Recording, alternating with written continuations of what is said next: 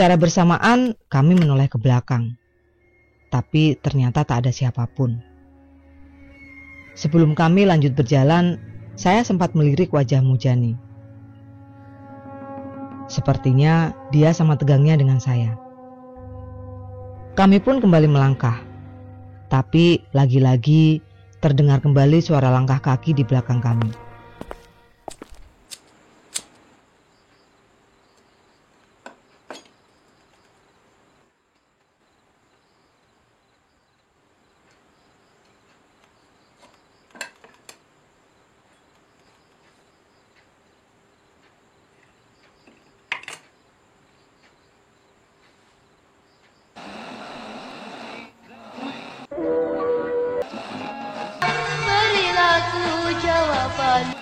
Selamat datang di podcast Kopi Hitam. Halo para pendengar podcast Kopi Hitam. Apa puasa kalian udah ada yang bolong? Kalau iya, jangan salahin setan ya.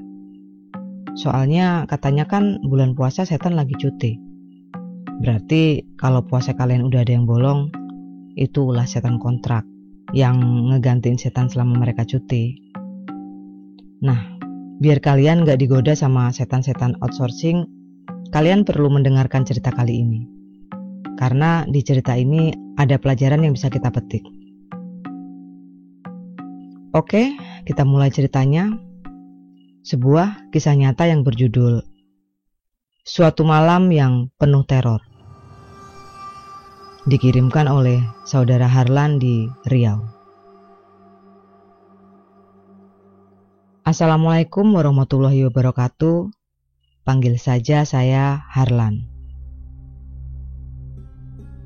Ini adalah cerita masa kecil saya waktu saya berumur 12 tahunan. Saya tinggal di sebuah kota kecil di Provinsi Riau. Di kota kecil ini setiap tahun sekali di malam Isra Mi'raj selalu diadakan acara semacam doa bersama dan pengajian di masjid besar. Sebelum acara dimulai, pada sore harinya akan ada petugas masjid yang berkeliling mengambil nasi bungkus ke setiap rumah warga.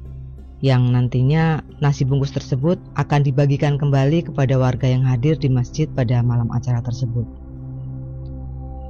Kami anak-anak kecil sangat senang mendapatkan nasi bungkus. Padahal itu hanyalah tukaran nasi bungkus yang diberikan orang tua kami di sore harinya. Tapi entah kenapa senang sekali rasanya mendapatkan nasi bungkus itu. Biasanya kami akan memakannya beramai-ramai di suatu tempat. Bisa di gardu ronda, di emperan rumah salah satu dari kami, atau di emperan masjid setelah selesai acara. Malam itu, di malam Isra Mi'raj, saya dan salah satu teman saya yang bernama Mujani mengalami kejadian yang menurut kami sangat menakutkan dan tidak akan kami lupakan seumur hidup. Karena untuk pertama kalinya dalam hidup saya melihat penampakan makhluk halus. Acara Isra Mi'raj biasanya dirayakan ba'da Isya dan selesai jam 11 malam. Karena biasanya sebelum doa bersama ada kiai atau ustadz yang memberikan ceramah. Dan biasanya itu bagian yang paling lama. Kadang kami anak-anak sampai ketiduran menunggu selesai acara. Malam itu seharusnya saya sudah ke masjid jam 8 malam bersama teman-teman. Tapi karena keasikan menonton TV, saya baru keluar rumah hampir jam 10 malam. Saya mencari teman-teman satu geng, tapi tidak ada satupun dari mereka yang terlihat. Mungkin mereka sudah berangkat sejak jam 8 tadi. Begitu pikir saya.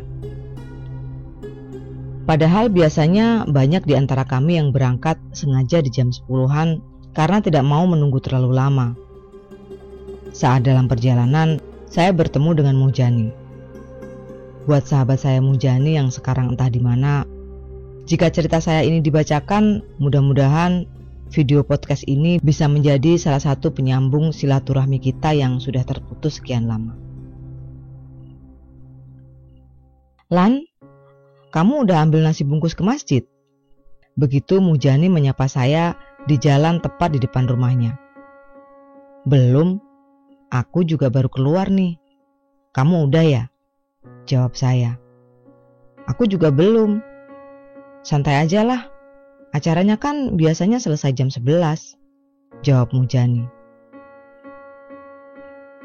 Jalur yang kami tempuh menuju masjid besar itu diawali dengan melewati jalan utama, jalanan yang paling besar di wilayah kami. Setelah 200 meter, kami sampai di perempatan besar. Di perempatan itu, kami berbelok ke kanan. Setelah 200 meter, sampai di tanah pemakaman. Di seberang pemakaman itu ada bangunan sekolah dasar. Saya bersekolah di situ pada waktu itu. Di samping bangunan sekolah dasar, ada gang masuk lagi. Begitu masuk gang, di sebelah kiri jalan ada bangunan sekolah Madrasah Sanawiyah. Sebelah kanannya yang adalah belakang sekolah kami ada lapangan olahraga milik sekolah kami. Bangunan Madrasah Sanawiyah itu terdiri dari 2 lantai. Tangga menuju lantai 2 berada di luar gedung. Di sebelah bangunan Madrasah Sanawiyah ada masjid besar. Masjid itulah tujuan kami. Itu jalur terdekat menuju masjid kalau dari rumah kami. Aku dan Mujani berjalan santai dan berbincang ngalor ngidul menuju masjid. Sesekali kami menendang sampah atau apa saja yang ada di tengah jalan. Saat itu tidak biasanya jalanan terasa sepi. Hanya ada 2 atau 3 kali motor yang melintas. Sesampai di perempatan besar, keadaan semakin sepi. Padahal di perempatan itu biasanya ramai dengan orang-orang nongkrong, jajan bakso, atau menjadi lokasi janjian bertemunya muda-mudi. Malam itu cuma ada gerobak bakso milik Pak Keling yang biasa mangkal di situ, tanpa pelanggan satupun. Mungkin orang-orang ke masjid semua. Kami terus berjalan sampai di depan bangunan sekolah saya yang berada di seberang tanah pemakaman. Saat berjalan di depan SD itu, saya merasakan udara yang dingin secara mendadak. Bulu-bulu di tengkuk dan lengan saya merinding. Lalu kami mulai melangkah memasuki gang. Saya tidak tahu apa yang Mujani rasakan, tapi kami secara bersamaan melambatkan langkah kami. Seolah insting bertahan hidup kami merasakan adanya bahaya di depan. Langkah kami melambat. Mulai di sini semakin jelas keganjilannya. Saat kaki kami melangkah, setiap langkah kami terdengar langkah lain di belakang kami. Dari suaranya, langkah tersebut menggunakan sepatu bersol tebal. Sedangkan kami berdua hanya menggunakan sandal jepit. Jantung saya mulai berdetak lebih kencang. Saya menghentikan langkah berbarengan dengan Mujani. Lalu kami saling pandang. Saya berpikir, berarti Mujani juga merasakan dan mendengar seperti yang saya dengar. Secara bersamaan kami menoleh ke belakang, tapi ternyata tak ada siapapun. Sebelum kami lanjut berjalan, saya sempat melirik wajah Mujani. Sepertinya dia sama tegangnya dengan saya. Kami pun kembali melangkah, tapi lagi-lagi terdengar kembali suara langkah kaki di belakang kami. Kali ini kami berusaha untuk tidak memperdulikan. Saat kami sampai di depan bangunan Madrasah Sanawiyah, masjid sudah terlihat. Tapi yang bikin kami kaget, ternyata tidak ada acara apapun di masjid itu. Masjid sepi. Tidak tampak seorang pun di sana. Di dalam masjid lampunya juga tidak menyala. Kita salah hari nggak sih? Mungkin bukan hari ini, ucap saya. Nggak mungkin lah. Orang tadi sore petugas masjid ngambil nasi kok, jawab Mujani. Apa udah bubar kali ya? Tapi kok nggak berpapasan sama teman-teman kita ya? Ujar saya lagi. Iya ya, mungkin udah bubar. Udah yuk kita pulang, kata Mujani. Iya, nanti kita Seketika saya tidak bisa menyelesaikan kalimat saya. Saat mata saya secara tidak sengaja melihat ke arah bangunan lantai 2 Madrasah Sanawiyah di depan kami. Di sana, di teras kelas bangunan lantai 2, di dekat tangga, berdiri sosok putih yang bentuknya mirip pocong. Belum hilang rasa terkejut saya, tiba-tiba pocong tersebut melompat ke arah lapangan SD di belakang kami. Tidak seperti di film-film horor, lompatan pocong itu sangat jauh, hampir mirip terbang, lebih mirip lompatan tokoh-tokoh jagoan di film kolosal Mandarin. Sedetik saya membeku. Tanpa memperdulikan Mujani, saya langsung berbalik arah dan lari sekencang mungkin. Melihat saya yang tiba-tiba lari, Mujani juga ikut lari. Kami berlari sekencang yang kami bisa, sampai akhirnya kami sampai di perempatan besar. Kami lihat Pak Keling masih mangkal dengan dagangan baksonya. Sampai di situ nafasku tidak kuat lagi. Ngos-ngosan. Saya lihat Mujani juga sama. Kami mengatur nafas sejenak. Anehnya, Pak Keling sebagai satu-satunya orang dewasa di situ yang melihat kami berlari kesetanan tidak bereaksi apa-apa. Bahkan menoleh pun tidak. Saya benar-benar tidak habis pikir. Apa yang dia pikirkan saat itu? Padahal kami berdua langganan beliau juga. Karena kalau siang, Pak Keling mangkalnya di depan sekolah kami. Lalu, tanpa perasaan segan, kami berdua duduk istirahat di bangku panjang milik Pak Keling. Setelah agak tenang, Mujani mulai mengomel. "Brengsek kamu, Lan, lari ninggalin aku. Emang ada apa sih?" Oh, berarti Mujani tidak melihat apa yang saya lihat. Lalu dengan nafas yang masih ngos-ngosan, saya ceritakan semua yang saya lihat. "Masa sih? Yuk kita ke sana lagi. Aku jadi penasaran," ajak Mujani. "Enggak ah, gila apa kamu? Kamu aja yang ke sana. Aku nggak berani," jawab saya. Saya tahu Mujani ini mentalnya lebih baik dari saya. Dia dikenal paling berani di antara teman sepermainan. "Ah, cemen kamu. Goblok kalau kamu takut sama yang begituan."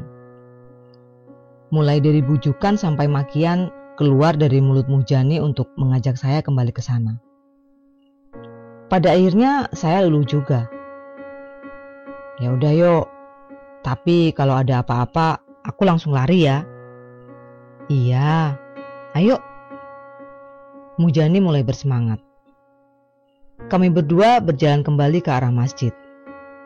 Sebelum pergi, sekilas kulihat Pak Keling. Dia masih tidak bereaksi. Tak bergeming dari tempat duduknya. Aneh sekali. Saat kami sampai di depan pemakaman umum, saya berhenti. Mujani ikut berhenti. Sejenak saya merasa ragu.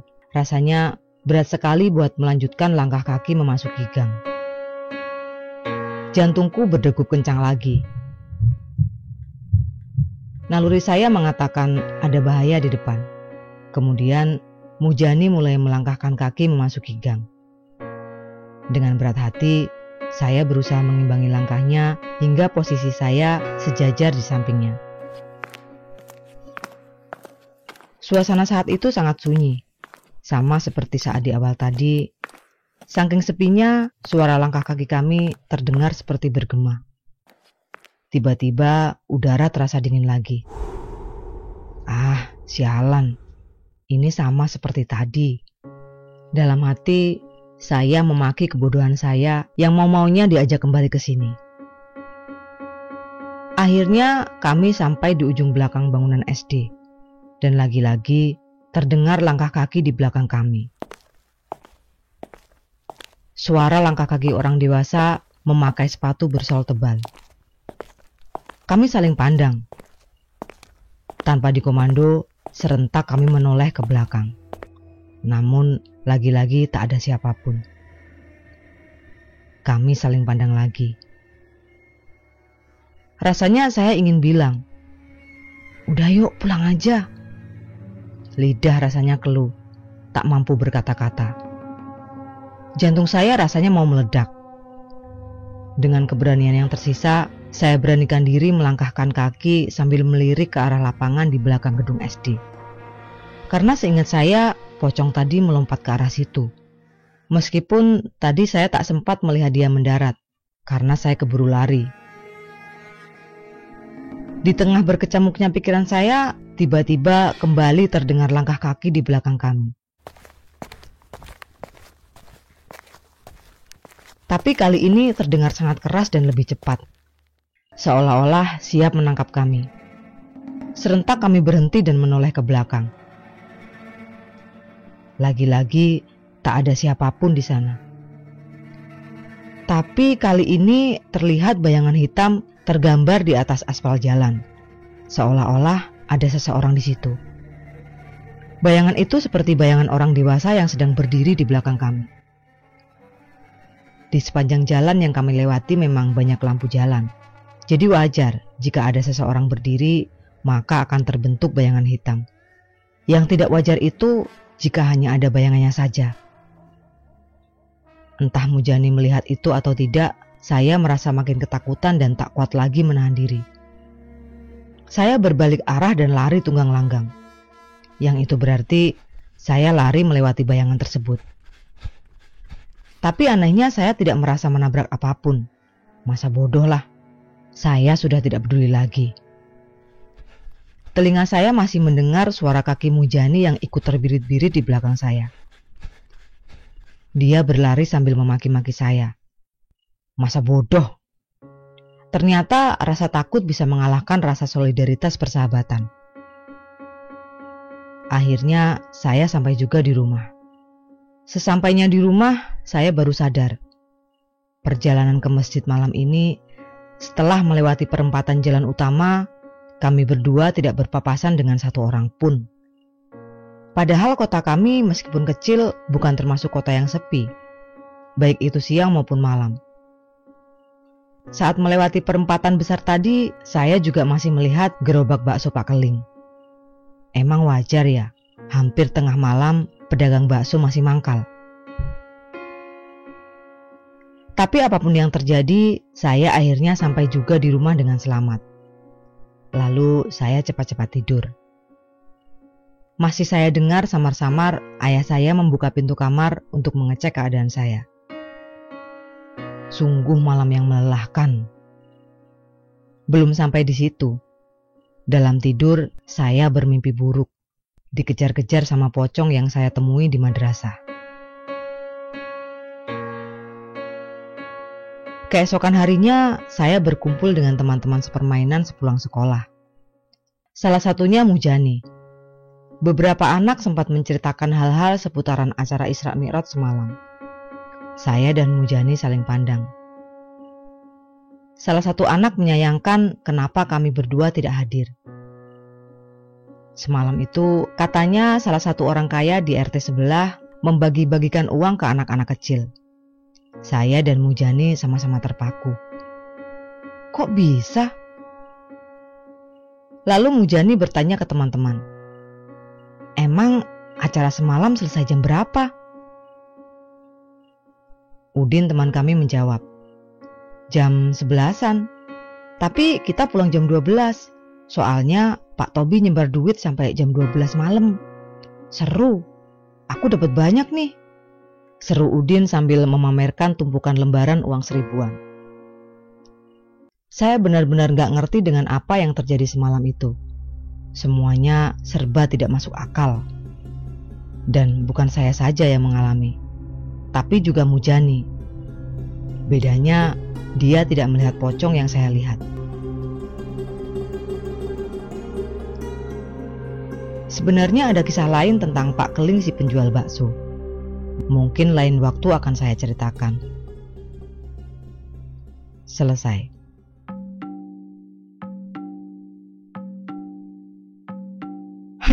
Sangat menegangkan. Menurut kalian, apa yang sebenarnya terjadi malam itu? Apa mereka salah masuk gang? Salah hari? Atau silahkan ketik di kolom komentar. Ya udah, cukup sekian cerita kali ini. Jangan lupa subscribe, share, komen, nyalain notifikasi, dan sampai jumpa di cerita selanjutnya.